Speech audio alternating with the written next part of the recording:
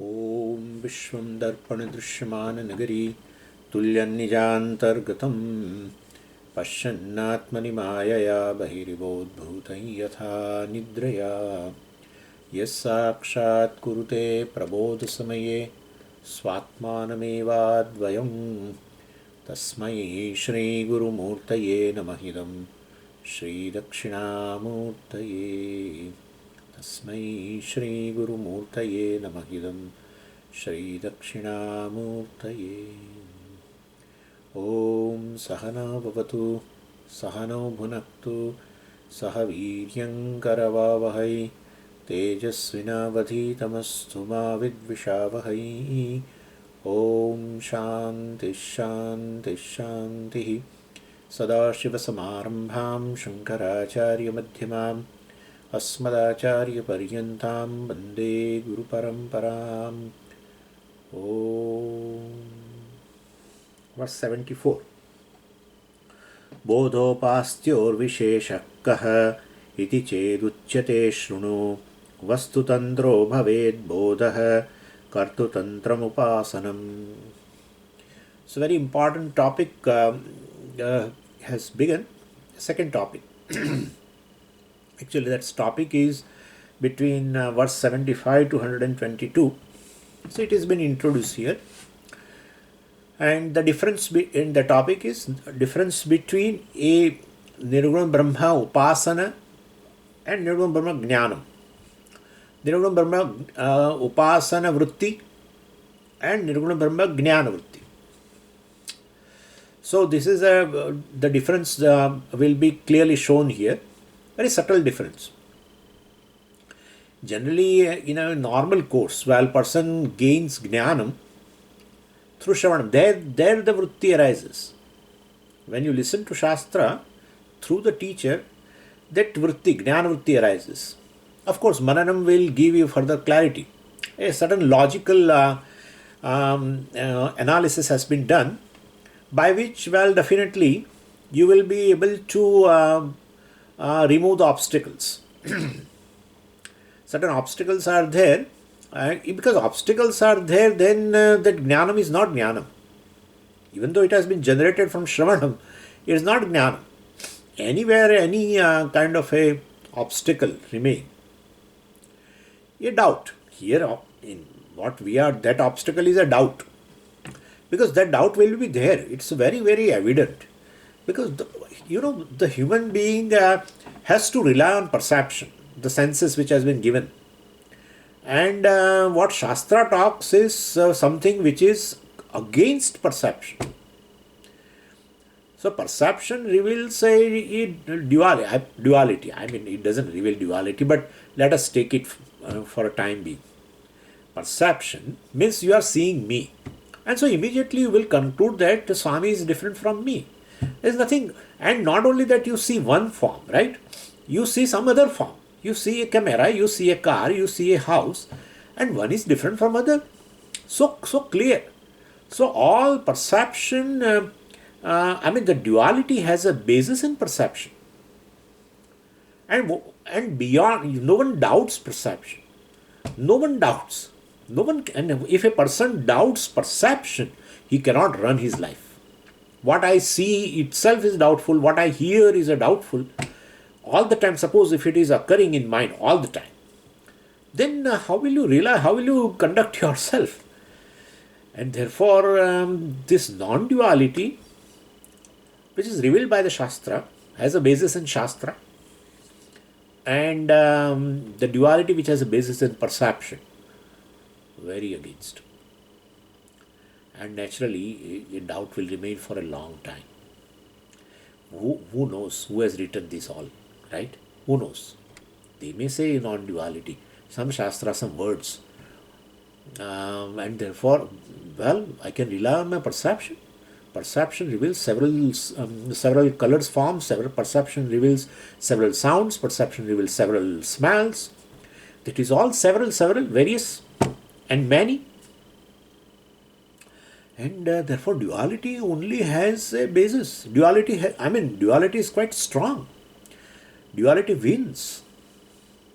So, Shravanam Well, listening to Shastra and a teacher gives that there is non-duality. Duality is mithya. And perception reveals duality. Therefore, doubts are not simple. And such a doubt will not allow you to take the knowledge as it is. No. In fact, the knowledge with the doubt is no knowledge. Yeah, anywhere. Swamiji, we want to walk on the trail. We want to walk on the trail in our ashram. We have come, so I would like to take a walk. But I would like to ask you whether bears come here or not, because I have a little fear. And Swami answers like this: most probably they don't come. Here and there, sometime you won't go. You won't go because they doubt. Sometime, most probably. So even though I have given you a knowledge that there is a trail and you can walk and all that, and you will still, you won't go. Because a doubt will not allow you to get convinced. The conviction means, the knowledge turns to conviction, means free from the doubt. That's the role of a manana. So, but how will we remove the doubts that non-duality is a reality and duality is mithya, etc.? Well, you have to listen again and again and again. And in that, Prakarana Granthas help you to a great extent. To a great extent. Bhashyam, also helps you to a great extent, because there the doubts are raised by the acharyas only. And then answer. Doubts are raised, answer. Doubts are raised, answer. That's called logical analysis. You have to reason further and further and further. Then the doubts which are there, born of a data generated by the perception, etc., will slowly go away. The knowledge which you have gained through Shravanam gets converted into conviction. That's how it is. So Shravanam and Mananam generates a Jnanavritti. That you have to accept. It generates a Jnanavritti. Only thing is that if it generates a Jnanavritti, then I am Jnani. You are a Jnani. You have to say you are a Jnani. You should not say, Swamiji, I am not Jnani. No, but Swamiji, I will not say I am a Brahmajnani. You are a Brahmajnani. If a Jnanavritti arises, means you have Jnanam, means you are Jnani. Why should you? That's how, Swami Paramathanji used to, he doesn't like when someone, after so much of listening and all that, if someone says, Swamiji, you are a Jnani, we are very samsari, he just doesn't like that. He just doesn't like. Means if Jnanam itself has not arisen after 40 years, means you are a different case. So we have to say, but Swamiji, how will I know I have a Jnanam? Suppose you have to talk about this Satyamithya, etc. for a 10, 15, 20 minutes in a group. You will talk. And you talk so well that even the other people forget Swami also. Oh, this person talks very good. I'm telling you, many people in our audience, they may be really a good, they can really talk nicely. They can teach also very well. It's not that Swami only can talk. That's not so. Yeah, so Jnanam is there. Then only you can give a clarity to others also. Anyway, but that is there, that recollection of the Jnana Vritti, which is there in a conscious mind, you recollect again and again and address the issues present in the subconscious mind. That is very essential, because subconscious mind has lots of storage, born of ultimately from the Ajnanam Karana Sharira, which is Anadi. And so in several Janmas you have gained varieties of the experiences, and then born of that experiences you have a Vasanas, and all Vasanas have a basis in duality. That's what your Anubhava is. Now you have got an exposure to this. Anyway, so therefore those Vasanas pertaining Dvaita Vasana, that comes again and again. overpowering the free will. And so, well, based on your free will, you have gained this knowledge, but in the knowledge there is no free will. That's the topic I'm going to discuss today. I will be reminding that thing to you. It's there in the verse 74. Bodhaha vastu tantraha. I'm going to talk a little more about that. But anyway, so this abhyasa has to be done. Practice. That practice of that jnana-vritti which you have should be done, which will definitely remove that dvaita vasana from the subconscious mind. And so what remains is ultimately then, even from subconscious mind, without your free will, what comes all the time in your mind is I am Brahman. Even in Vyavahara, please understand me, even in Vyavahara, and this thing will come. You don't want or you want, nothing happens, it has no connection with your free will. It will come. I am Brahman. I don't do any Vyavahara. That thing will come out immediately, because your subconscious mind also you have saturated with that recollection, nididhyasanam, etc. That's how Bhagavan uses for nididhyasanam. He doesn't use word nididhyasanam. Bhagavan uses one word, smaranam. That's it. Smaranam. Bhagavan says smriti. Smaranam, recollection. That is to be done. That's it. So sometimes the word, certain words are used and we may feel, what is this nididhyasanam and all that? Smarana. Now you have a jnana-vritti, abhyasa. Jnana-vritti, abhyasa has to be done. This is one thing. And such person, now he has jumped into, as Swamiji says, it is a binary format. It's fine. I mean, Atma, Anatma, two things. Swamiji, but Atma and Atma, two things are there, then where is non-duality? There is a non-duality. Because Anatma is mithya. Anatma is mithya means you will experience Anatma, you will experience Anatma. You will experience Anatma all the time.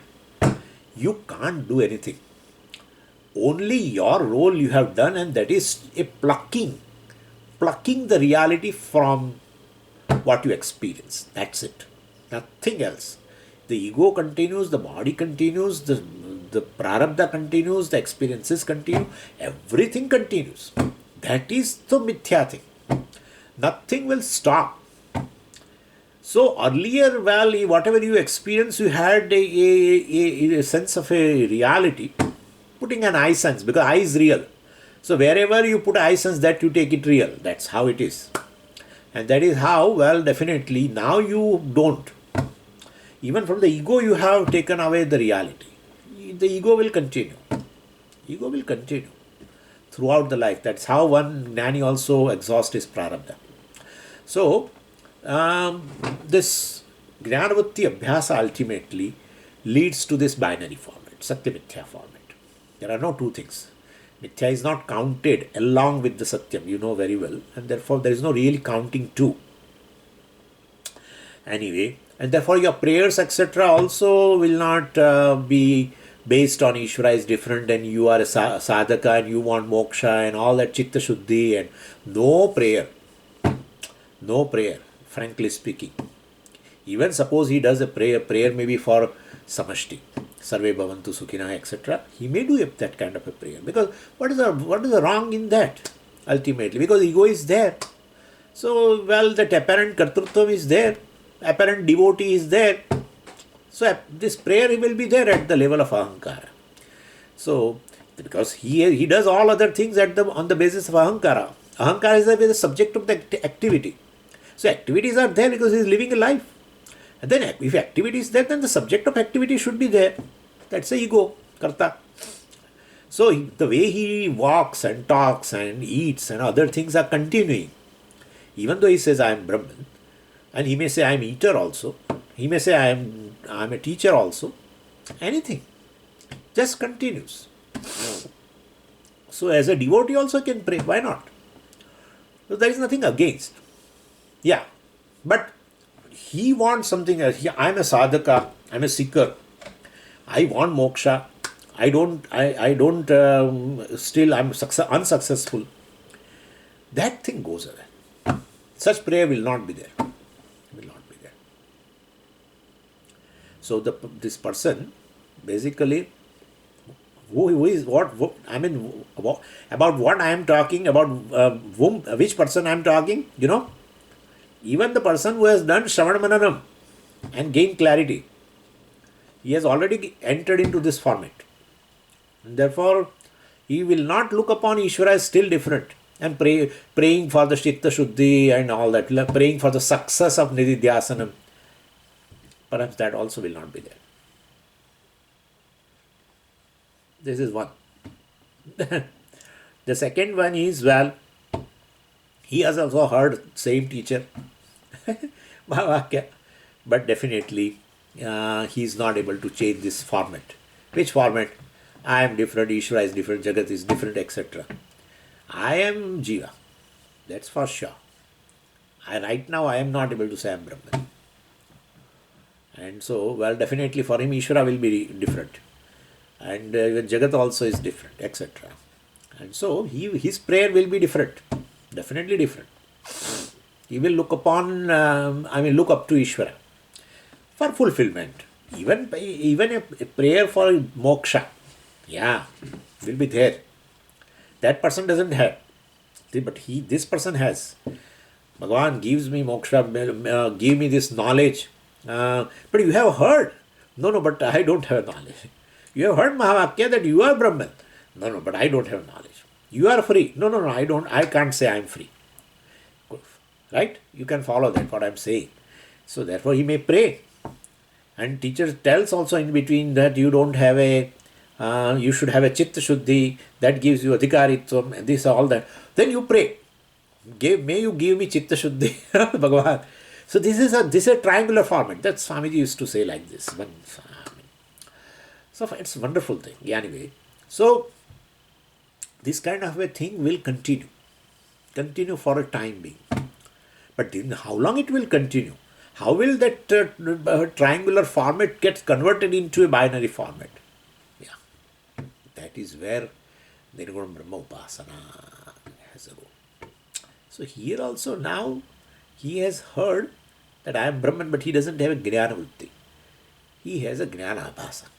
If he is a Jnana Vritti, why should he? He is already in a second binary format, right? And therefore, if he has Jnana means I am Brahman, that's a reality, and everything else is Mithya. Everything has a reality in only experience. The truth of every experience is myself. The content of every experience is myself. The content of every experience is nothing but the experiencer and an object of experience and the very experience, which is in form of a vritti, etc. Well, all is me alone. I am present in every vritti. Vritti arises and goes. I am present there all the time. Where? There, in the mind. That's where experience takes place. And therefore, I don't go anywhere else. I don't go anywhere. I am ever existing consciousness, manifest in the mind. And that's how the consciousness, along with the mind, well, definitely in Aham Vritti also I am there, the very experiencer. The object of experience, Idam Vritti, also will be me. Anyway, in the next chapter, it is going to come very beautifully. The difference between Sakshi and Ahankara and all that. So, this is a Jnana Abhasa. And he is not able to claim I am Brahman. So, then in his mind, there is a Jnana Abhasa Vritti. Well, he is not able to appreciate it, which we call Samvadi Brahma. And so, one has to do this Amritti. Means what? If you don't take yourself as a Brahman, you can't, if it is not a reality for you and still you say I am Brahman, right? Then that is a superimposition, Brahma, upon yourself. But Samvadi, it is going to help you. Generally, superimposition doesn't help. In fact, it leads to several problems. But that will be the case for the Rajju Sarpa, but not here. Not here. This is Samvadi. That was a Visambhadi Brahma. Yeah, because that creates a fear. So Visambhadi. This is Samvadi. Aham Brahmasmi, Aham Brahmasmi. I tell you one thing, nothing like this. Even if in your mind, suppose you get confused, that what Swamiji says every day, several things, and I listen to that, this Swami says this, Other Swami says something else.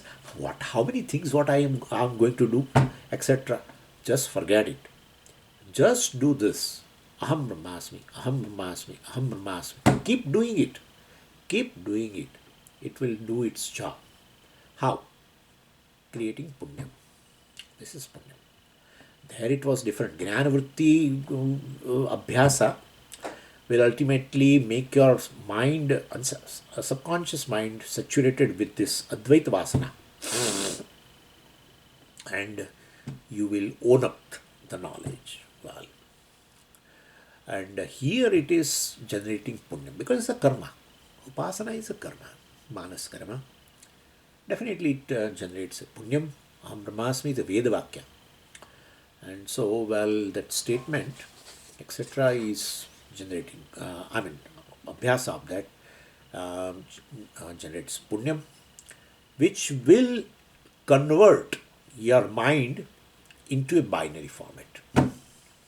Means your listening will be there, then with that listening, well, Shravanam, well, now the triangular format becomes binary. Oh, I am Brahman. I am the reality of everything. I am content of everything. And I am content of everything means you will look out. When you look out, it's an experience. The very perception is an experience. In the experience itself, you are present. Well, in every experience, you are present. The experience comes and goes. Well, you are the reality of everything. That's how you will understand. Pati bodha viditam matam. And therefore, bodham prati yad viditam tad brahma aham asmi. Well, that you will understand. So, Nididhyasanam ultimately helps you to so-called, he is not giving reality to this triangular format, but even that, in terms of an error also it comes and that also will go away now. That's it. So, no more triangular format for the person. Yeah, this Jnani. Whereas this person is in triangular format, well, due to this Upasanam, gets converted into, gains punyam, gets converted into now his mind. Well, his appreciation is into a binary format. This is the difference Vidyaranya wants to present in a little technical manner. So, kaha visheshaha, what is the difference? Well, bodhopastyoho visheshaha. Vishesha, the Veda, the difference between Bodha and Upasti.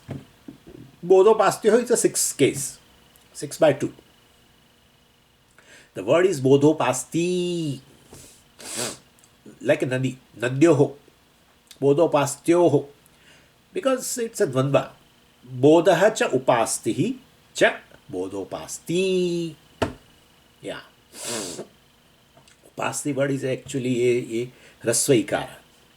But a dual, you know very well, that is becomes dirgha. Bodhopasti. Iti chet, kaha visheshaha between these two. Iti chet, if somebody asks, uchyate, maya uchyate. I'm going to show the difference. Shunu, may you listen. Bodhaha vastu tantraha. That is the topic I want to discuss. Bodhaha vastu tantraha. So, well, Bodha is knowledge. Swamiji, we have listened, you have listened, but let us go once again into this. Because it is very clearly showed Vastu Tantraha Bhaved Bodhaha Kartu Tantram Upasanam. So, there is something called Kartru Tantra and there is something called Vastu Tantra, etc. So, well, let's start with, before we go into this with regard to this pramana called Veda or the Shastra, let us take into this with regard to perception. Bodha, perception also bodha, knowledge. Pratyaksha. There also it is Vastu Tantra. Let us first understand it and then I will compare with this pramana, Shastra pramana. So even though one operates, one's eyes, etc., and ears to look into to book or to listen to the words, the will is really not involved in the process of operating that. To see an object, well, definitely one opens the eyes. That opening the eyelids is definitely free will based. It's definitely an action. You can open, you need not open, you open half, etc., whatever. So, opening the eyelids to see an object is definitely free will based. It's a action. Closed eyes are open now. And the action of opening is, well, is born of the will. If one wants to, now with regards to ears also, if one wants to listen to somebody talking in the, suppose, next room, generally person has that kind of that curiosity. You want to know what is going on between the two people. And so, well, these two, the husband and wife, they are there in the next, let's say, neighbor, and they are talking loudly, suppose. And they are your neighbors since many years. And so you would like to know what is going on between them. It's a private matter you want to know, somebody's private matter. Just, you don't think I'm talking like that. And so you put ears near the wall, the common wall between you and him, right? And thinking that they have some private discussion and I would like to know their weakness or anything. So when you put a ear there, that's a free will, that's an action. But once the words, the sound, whatever is that, the words are there, that's, you start listening to that after putting, their free will goes away. Why? Because you have put the ears with a certain wishful thinking of knowing something private matter about the persons, about them. But instead you listen that she was asking about this, what is that war? Because she used to remain in, busy in the cooking. She doesn't know what is going on in the world. So she was asking to her husband, what is this war between this Hamas and Israel, and what is going on? How many people, they say many people died and this and that, and when it is going to end, like that she was asking. And husband was replying. So, even though you had a wishful thinking, and that's how you took your ears near the wall, right? That's a free will. And but the moment the sounds started coming, the words you are hearing, even though you wish something else to hear, what you hear is something different. Where is your will? Where is your will? Your will is not there. You have to listen what is in keeping with the words. Your will, your wishful thinking to listen something different doesn't come. Kindly understand that. That's how the same thing with the nose also. When you take your nose to certain substances which are lying on this table, and because there are many substances, objects here, objects of smell, and you are getting some smell, and you wanted to know some good smell are coming, and so you wanted to know which is the substance we're giving the smell. So you start smelling one by one. That's action, that's a free will. So you pick up the object and you smell, and it was a bad smell because you had a wishful thinking to gain because you experience a good smell and you thought one of that object is giving good smell. The very first object gave you a very bad odor, and so which you did not want. So your will, based on your will, you wanted only that object which gives you a perfume or a good smell. So kindly understand, when really the knowledge takes place, knowledge of a smell, knowledge of a sound, knowledge of a color form, etc., when the knowledge takes place, your free will is suspended. Knowledge will definitely be based on the vastu, the object. Well, so definitely this is regarding perception I was talking. So once the pramana begins to operate, our ears capable of hearing are there. The object, of course, sound is there. then definitely hearing takes place automatically, the will is suspended. And with other senses also it is the same. So it's not a question of deciding to hear or not hear. Even you suppose you cannot decide. So the sound is there, and your organ is there, organ of hearing, etc. is also there in the vicinity. Then hearing definitely takes place. You at that time you say, well, I don't want to hear about what they talk about Hamas war, etc. I don't want to listen. But then you will definitely, so if you keep a ear there, then you will have to listen that, or else you come out. So when any means of knowledge, kindly understand, any means of knowledge start operating, then in that case, well, the prama, the knowledge will definitely generated, which is not based on your free will. That shows free will is suspended in the knowledge. So there is no will involved in seeing, no will involved in smelling, in hearing, etc., in touching, etc. So when one opens one's eyes to see, well, definitely one's will get suspended automatically. So when one looks up at the mountain, definitely outside, there is no will, it is suspended. To see the mountain or not, it's will based. But once you open the eyes and the object is there, the sight is there, then knowledge will take place. In that knowing of the mountain, there is no free will. So this is what it is. Will is suspended.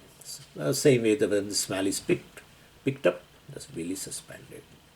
So the result of basically the means of knowledge, pramana, is accomplished, well, when the will is automatically suspended. Suppose you want to interfere at that time, knowledge will not take place. When pramana is operating, and suppose, Swamiji, but where my free will go? My free will is there, and I will intervene in that. If you want to intervene and you intervene, then knowledge will distort. So this is how it is.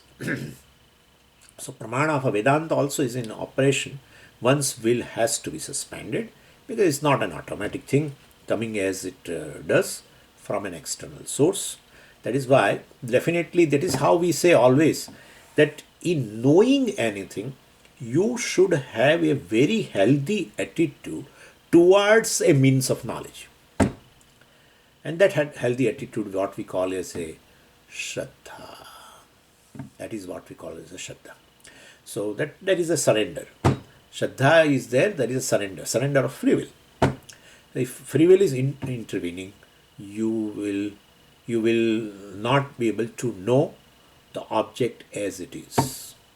And I'll be talking to you regarding that. Don't worry about it. So you are suppose listening to somebody, and naturally you do not want to be taken for a ride. While all this defense mechanism, etc., come to the fore, the whole system, well, got tense. Even in simple thing, let me tell you, even suppose there is a rope, and the rope is there, you are in a vicinity, means your eyes are in vicinity, and then definitely the pramana has started operating, and then definitely it will reveal a rope. But suppose you have so much fear of a snake, then definitely this ahankara, which is a fear of the snake, will intervene while the pramana is operating. And so pramana is going to reveal the rope. But suppose you have a samskara, or you have seen a snake movie, etc., or you have in general you have a lot of fear of the snake. So even though rope is there, but your this ego, which has this fear, definitely now intervene in this while the pramana is operating, when the eyes are contacting the rope. Suppose if that fear, etc., is not there, you will see the rope. Vastu tantra hai. Vastu is a rope. So knowledge also will be that this is a rope. But suppose you have this kind of fear, etc., vasanas are there, then you're based on free will, you interfere. Intervening factor is that fear itself. and that will, due to that, the knowledge will be distorted. Instead of a rope, you will see a snake. That is how it is occurring. And therefore, one should always take care that, well, just eyes are there, and then it will, and that's a means of knowledge, and that is operating. The rope will be seen as a rope, no problem. But, well, when this ego etc interferes, then definitely you will see something else other than what it is actually. So anyway, and sometimes wishful thinking, as I said, very I mean the operation, I mean in the first case of the hearing etc. So in the operation of means of knowledge, suppose a wishful thinking or this kind of a samskaras are there etc, and they interfere, means ego interferes, the will interferes, then knowledge will not take place. Look, correct. I mean the knowledge, instead of knowledge there will be a Brahma. Anyway, fear etc belongs to ahankara, free will. So ego that interferes, free will interferes and converts the rope into snake. So will is necessary to perform an action, of course, and it has got to be maintained till the end, till and when one continues with the action and achieves what one wants to achieve. And so in executing an action, well, basically will is the prime factor. In the situation of knowing, the pramana is a prime factor. Yeah. So in a karma, will is a prime factor. In a knowing, pramana is a prime factor. So will is not even a secondary factor in a knowing, in the operation of a pramana. Will is not even a secondary factor in the operation of a pramana. So that is why we say there are two types of results. One is a result where the will is retained, and the other is a result where the will is suspended. So the former, where the will is there, well, the result is karmaphala. Will is retained, well, there the result will be karmaphala, means which is the result of an action performed based on your free will, retaining your free will. And the later, where the will is suspended, that the result is of a different type. That the later, the result is jnana phalam. We generally call it as a pramana phalam. So one is, when will is retained, you get karma phalam. When the will is suspended, well, you get result in terms of a pramana phalam, which is called a jnana phalam. Jnanam eva phalam, not jnanam gives phalam. Jnanam eva phalam in that case. So one uses a means of knowledge without the involvement of one's will. So same way when it comes to Vedanta also, the deliberate suspension of will has to be there for the reason mentioned like this, what we discussed. So if this is understood, then one must expose oneself to the Shastra to gain this knowledge. And Swamiji, from where you are saying all this is beautifully discussed for your knowledge, I am telling you. This is beautifully discussed in a Brahma Sutra, the second sutra, very second sutra in the Chatusutri itself, the second sutra, Janmadhyasya. Their Bhashakara has discussed this Vastu Tantra, Kartru Tantra, Karma is a Kartru Tantra, Jnanam is a Vastu Tantra, etc. Bodha is a Vastu Tantra. It is discussed in that second sutra Bhashyam, and also in the fourth sutra Bhashyam, Tattva Samanvayat also, Bhashakara mentions this. So, Jnanam is always Vastu Tantra, centered on a Vastu, centered on the object, the thing that one wants to know. So, knowledge and the object of that knowledge, well, definitely are not two different things. Like if it is a flower, then one's perception should lead to the knowledge of the flower. So, knowledge is exactly like, well, the object perceived. If the object of knowledge in one's head is one thing, and the object outside revealed by the pramana is another thing, then we say there is a defect in the pramana itself, etc. So in the perception, well, there is some defect, we can say. So here also the Vastu basically is Atma, and Shastra reveals Atma to be Brahman. So for some people, of course, when one looks into the same Shastra comes up with a different ideas about the Atma, etc. That's not a topic, but I am saying you. So they are not able to. Shastra reveals Atma as Brahman, but they are not able to see through properly, and therefore there are varieties of the schools of thoughts have arisen that Atmas are many. Atma is one and the many. Atma is inert and consciousness, etc., sentient, etc. Atma is Karta, Nayayikas, etc. Also, varieties of the philosophies have come out because of the there is an intervention of one's own preconceived notions in the pramana itself. Well, the pramana is operating, well, it is not able to generate a prama knowledge because of their own preconceived notions. They interfere, their free will interfere. So they have not gained knowledge properly. The Shastra reveals, of course, Atma is Brahman, but they are not able to gain it. So, defect in the instruments of knowledge, etc. So, Shastra has got the meaning, well, definitely, to convey exactly the same meaning that it wants to convey. Anyway, so this is just by the way. So, here, Bodhaha Vastu Tantraha.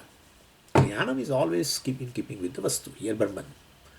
So, and that, well, definitely, Shastra says Aham Brahmasmi, etc.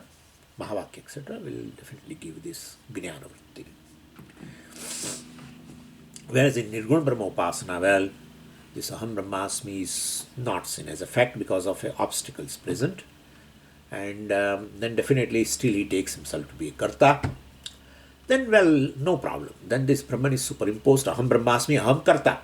Well, on that Karta, on that ego,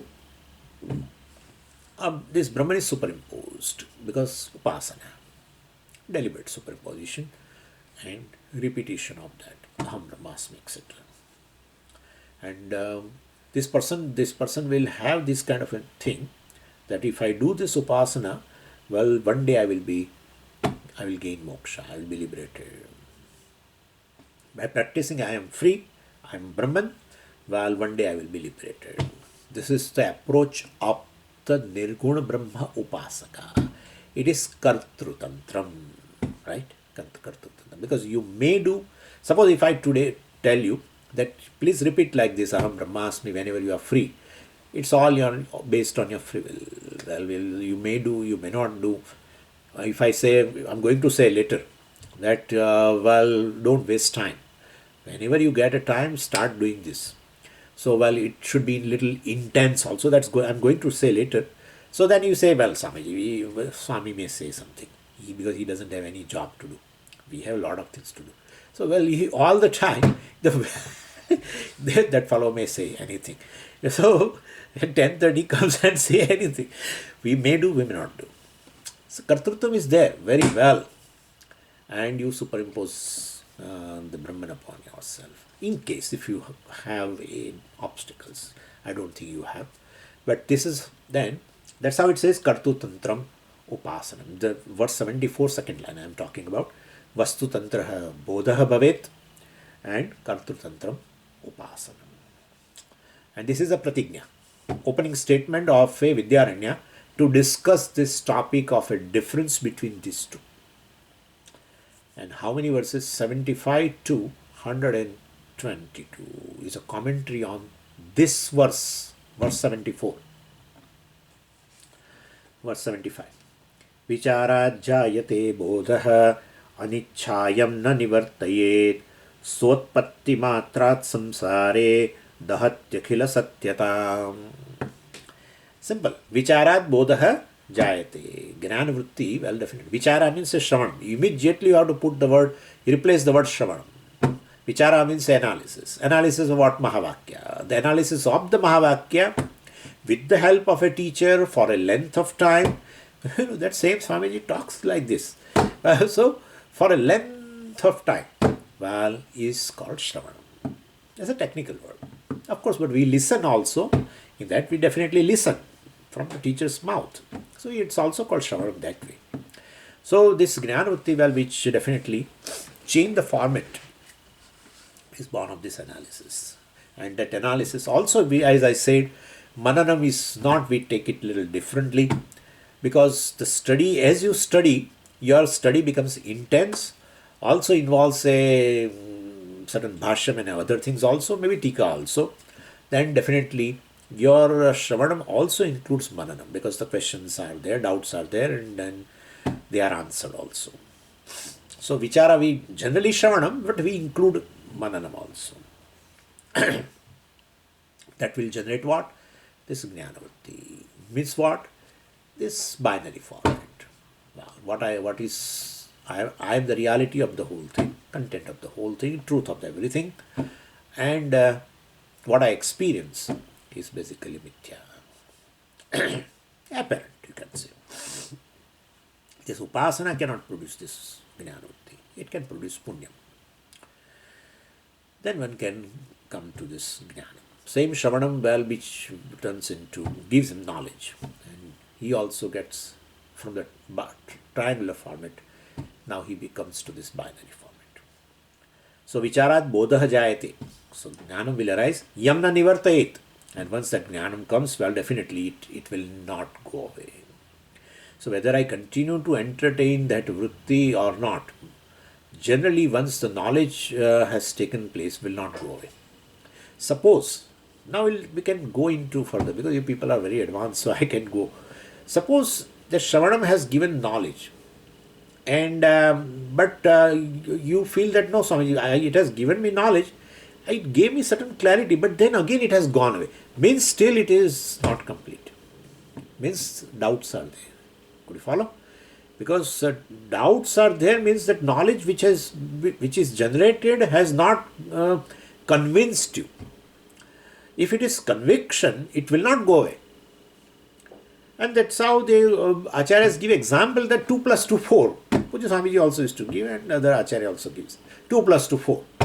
Now suppose, now you are convinced, there is no question that you have a doubt that 2 plus 2 is 5 or 2 plus 2 is 3. You don't have a doubt. In that case, yamna nivartayit. That knowledge will never go away. So, the knowledge born with the knowledge which is free from the doubt, that we are talking about. That is called bodha. That bodha, that jnanam, na nivartayit, will not go away. Whether you entertain a vritti or not, whether 2 plus 2, 4 you entertain all the time or not, you need not have to do abhyasa. Once you are convinced, you need not have to do abhyasa. And therefore that is how it becomes automatically different from upasana. In upasana, such kind of abhyasa is required. This kind of abhyasa, because you are not even convinced that I am Brahman. But Swamiji, in Nidhyasanam also you said abhyasa, samadhi abhyasa, brahma abhyasa. You said jnanavritti recollection all the time. Yeah, that's there. But that's a big difference. Very big difference. Not that you are not convinced that I am Brahman. You are already convinced. And you still, you feel that Dehat Buddhi arises, you take it as an error. Please understand. You don't take it that I am Deha or I am Brahman. That kind of doubt is not there. This is, you know very well that this is Dehatma Buddhi is due to, it's an error, subject-object error, and that error you take it as an error. That's a jnana. That's a jnana. Where you take the error as an error. Whereas that person, he says, I am a karta. I don't have knowledge at all. Well, I superimpose Brahman upon myself. Means, definitely, the Dehat Buddhi, etc. also is there. And also means Shravanam and Mananam that combined together has not done that job of giving him a conviction that I am Brahman, binary format. It has not occurred. When the binary format is there and still that Dehatma Buddhi is arising in all of us, that is, you take it as an error. You don't get disturbed. You don't get disturbed. You know you are Brahman. You are free. I mean, Brahman I am saying, but you are free. I am free already. But this, you want to get rid of this error also. Frankly speaking, even later, anyway, let's not get confused into that. Later, you don't worry about also, really, because simply a thought. It's simply that error also is a thought. And since the mind is mithya, you can understand now that, it's a binary format. So if a thought is arising in me, a thought is arising in me, I have to get rid of it. I'm telling you, it is not a binary format. Yeah, please understand this. It is not a binary format where even this error thought or any thought, a certain bad emotion, etc., also arises. Well, even when it arises, you say it is mithya. Then you even don't bother about it to get rid of that.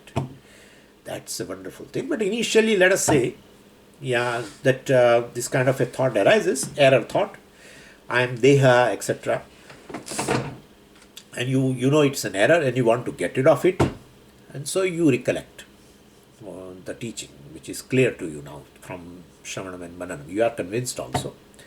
And so, that kind of that bodha cannot, yamna nivartate, once it has arisen, that conviction will not go away. And that example I gave you is 2 plus 2, 4, etc. All such several things are there. Once you know, you have not to repeat it again and again in your mind. You have to bring it. Otherwise, you will definitely, that knowledge will go away. No.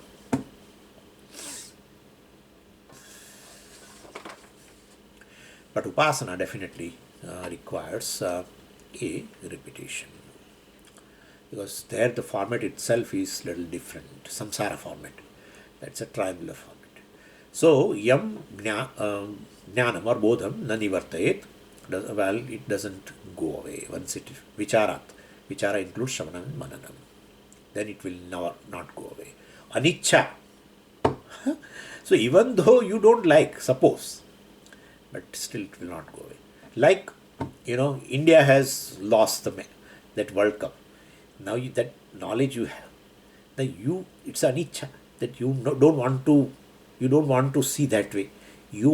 India should have won, but the knowledge is that India has lost, right? India has lost. That's a knowledge. So, well, anicca, you don't like it, but you cannot get rid of it. No. So, jnanam continues even if one likes or doesn't like. Swautpatti matrat. Bodha utpatti matrat, by rise of that, by rise of that, by rise of itself. Rise of itself, by rise of that knowledge, samsare akhila satyatam dahati. Wonderful. See, samsara akhilatam, as it arises, just samsara, it removes or eliminates the reality of a samsara or an atma prapancha. That's what I said. So even a reality about anything in the mind, etc., arises, you don't bother at all. It doesn't disturb you. You know it's mithya. Because that knowledge which is there, you are convinced that knowledge will also arise without will. But Swamiji, without will it arises. For that, what should I do? That's what Nidhyasanam does. Nidhyasanam will definitely generate this. So, because your subconscious mind is, soaked with this now. So, it just arises. You do not have to. What is arising of subconscious mind is not based on free will.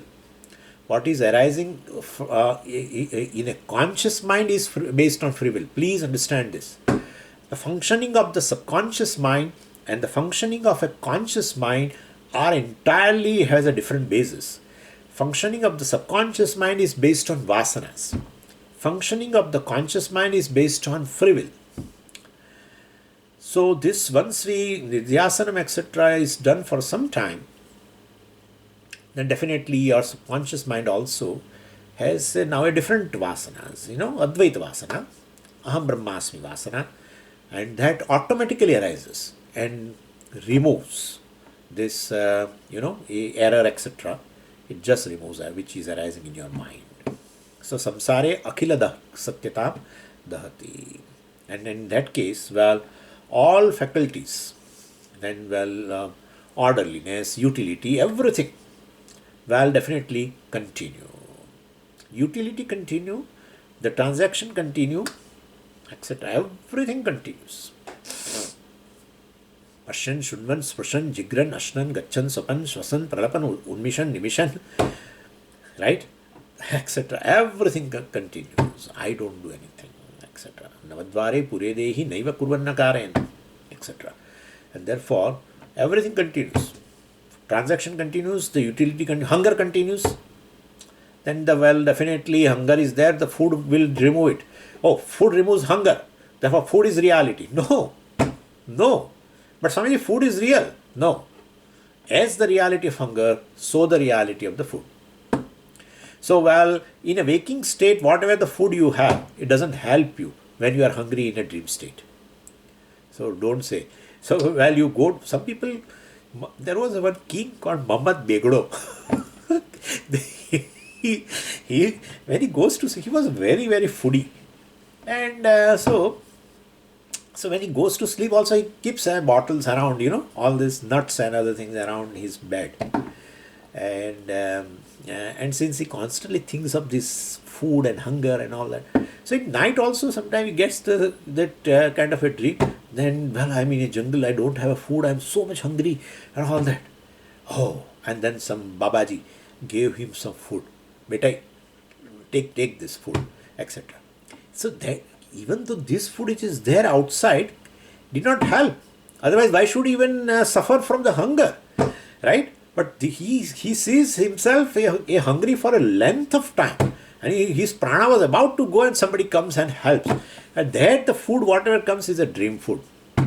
The food of a waking state will not help in a dream. And the dream food will not help in a waking state. So the reality of the food and hunger of the same order of reality only. When one is there and the other comes and the first one goes, you should take it that these two opposite things belong to the same order of reality. That's how it is. Anyway, and so family, possession and profession, body, mind, everything. Just their experience continues, their appearance continues, their utility continues, because the utility has nothing to do with the reality. Utility has something to do with the form, which is mithya. Form has a utility, not the content. Content has no utility.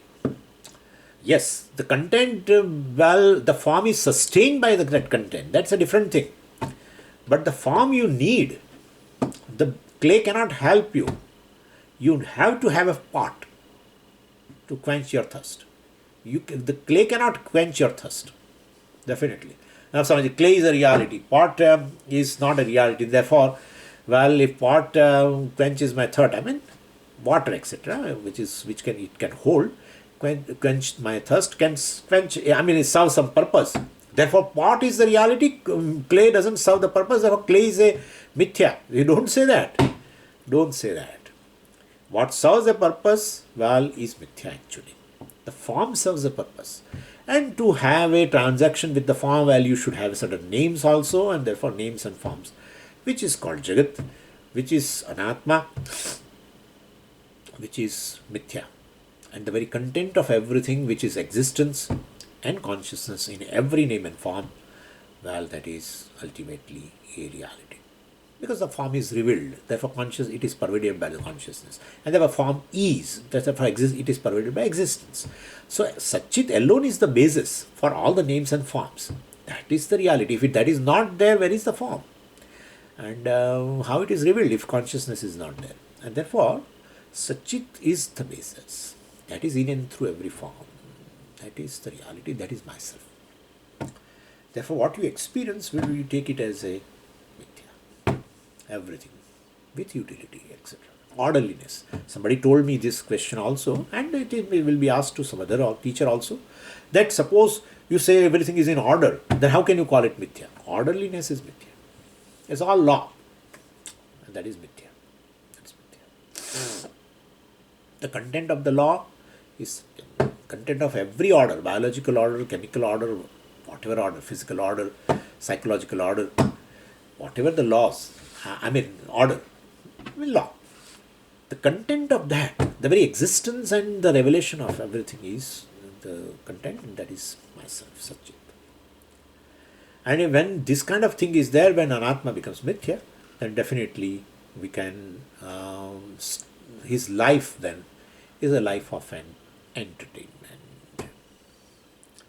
So that is how the whole, just like a film, it becomes an entertainment for the person who sees, because he knows it's all appearance.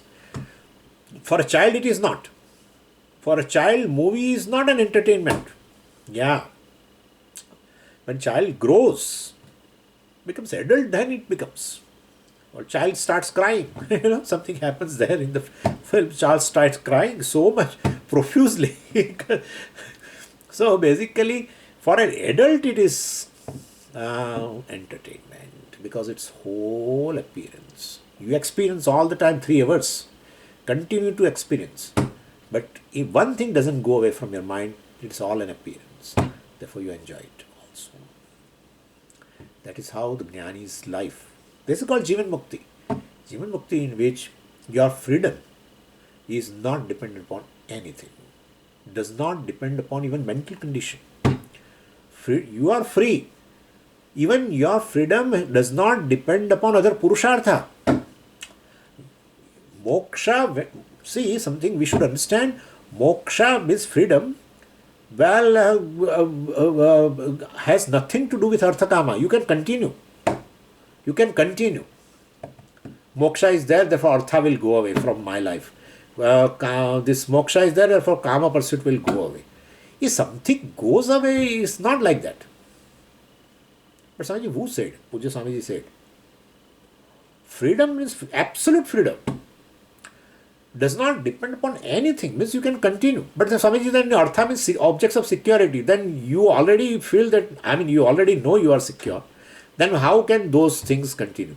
You know that you are secure. You don't, your security does not depend upon money. But what about your other relatives? What about your other people who are near and dear ones? So you continue. Raja Janaka continued. This is freedom. In spite of. Not, this will come, that will go away. That will be there, this will not be there. No. Absolute freedom. Even in fact, mental condition called Nirvikalpaka Samadhi also. Yeah. Nirvikalpa Samadhi, where there is a timelessness. No Vikalpa. When you see yourself as an ego, then there will be time bound. And therefore, you in a Nirvikalpa Samadhi, the sense of individuality, etc. goes away. So the time also is released. Exactly, it's almost similar to Sushupti. There is a timelessness. And when then timelessness is there, you feel that you are free now. Immortal. Yeah. But then the timelessness is time bound. Please understand that. The Samadhi,